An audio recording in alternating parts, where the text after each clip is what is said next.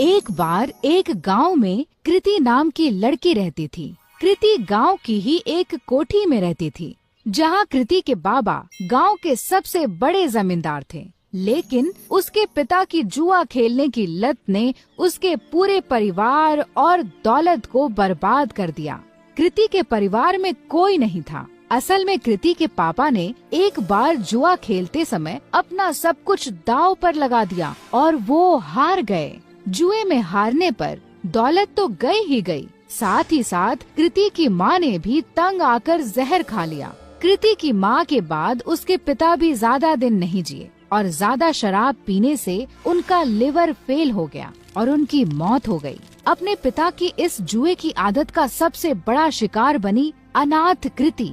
उस बेचारी का क्या दोष था? अब ना ही उसका कोई ख्याल रखने वाला था और ना कोई रोटी देने वाला। पेट पालने के लिए मजबूरन कृति गांव के घरों में झाड़ू पोछा करती।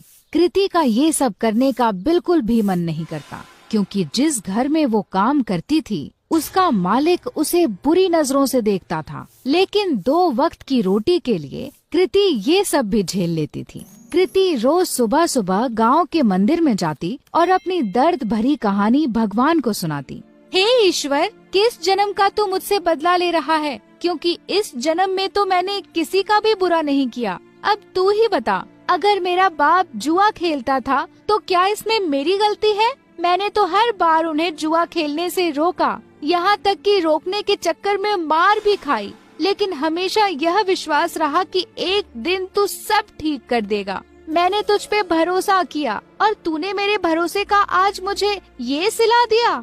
न खाना है न कोई अपना, काम पे भी मालिक बुरी नजर से देखता है। क्या यही तेरी महिमा है?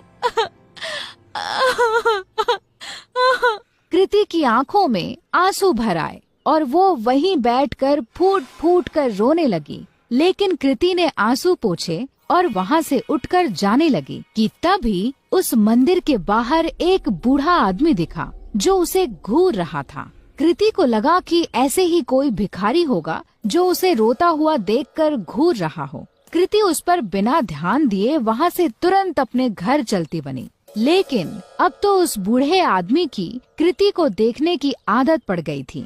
जब भी कृति मंदिर जाती और भगवान को अपनी आप बीती बताती, वो बूढ़ा वहीं खड़ा उसकी बातें सुनता और उसे घूरा करता, लेकिन कभी मंदिर के बाहर कृति का पीछा नहीं करता। कृति को लगा कि वो बेचारा भीख की आस में उसे देखा करता है। कृति के पास कोई बहुत ज्यादा पैसे नहीं थे, फिर भी वो दान